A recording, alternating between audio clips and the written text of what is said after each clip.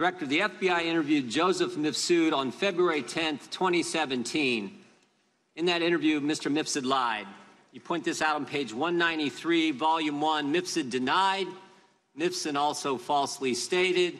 In addition, Mifsud omitted. 3 times he lied to the FBI, yet you didn't charge him with the crime. Excuse me, did you say one? I'm sorry, did you say 193? Volume 1, 193. He lied 3 times. You pointed out in the report.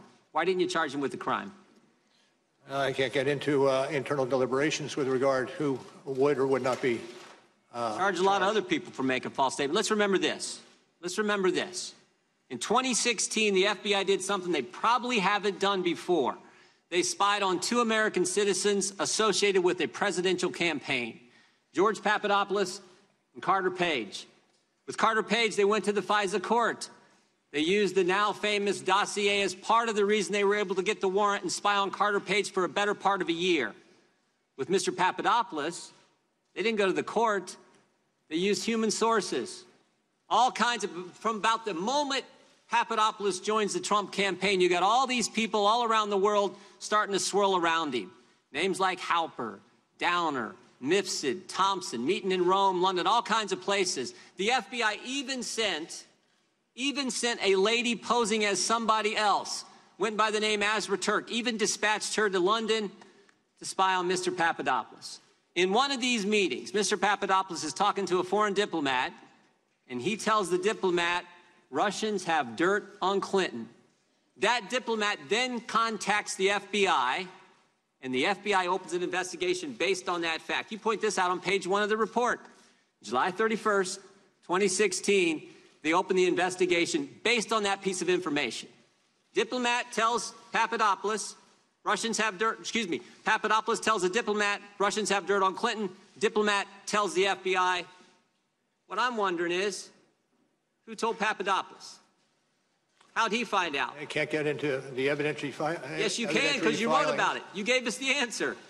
Page 192 of the report, you tell us who told him. Joseph Mifsud. Joseph Mifsud's the guy who told Papadopoulos.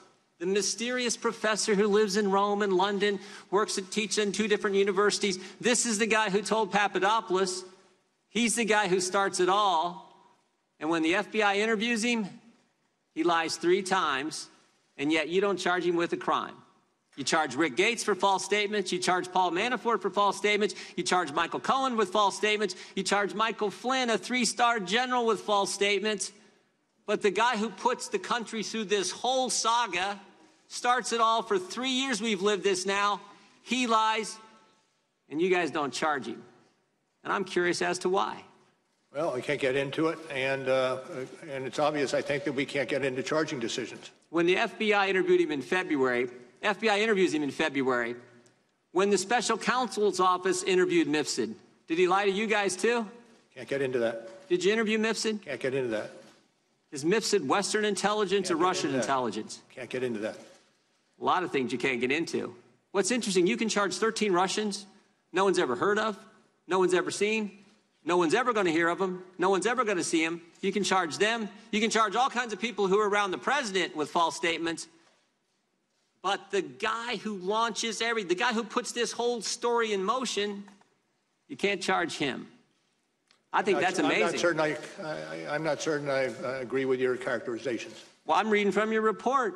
Mifsud told Papadopoulos. Papadopoulos tells the diplomat tells the FBI opens the investigation July 31st, 2016, and here we are 3 years later, July of 2019, the country's been put through this, and the central figure who launches it all lies to us, and you guys don't hunt him down and interview him again, and you don't charge him with a crime. Now, here's the good news. Here's the good news. The president was falsely accused of conspiracy. The FBI does a 10-month investigation, and James Comey, when we deposed him a year ago, told us at that point they had nothing. You do a 22-month investigation. At the end of that 22 months, you find no conspiracy. And what's the Democrats want to do? They want to keep investigating. They want to keep going. Maybe a better course of action is to figure out how the false accusation started. Maybe it's to go back and actually figure out why Joseph Mifsud was lying to the FBI. And here's the good news. Here's the good news. That's exactly what Bill Barr is doing. And thank goodness for that. That's exactly what the Attorney General and John Durham are doing. They're going to find out why we went through this three-year saga and get to the bottom of it. Time of the gentleman has expired.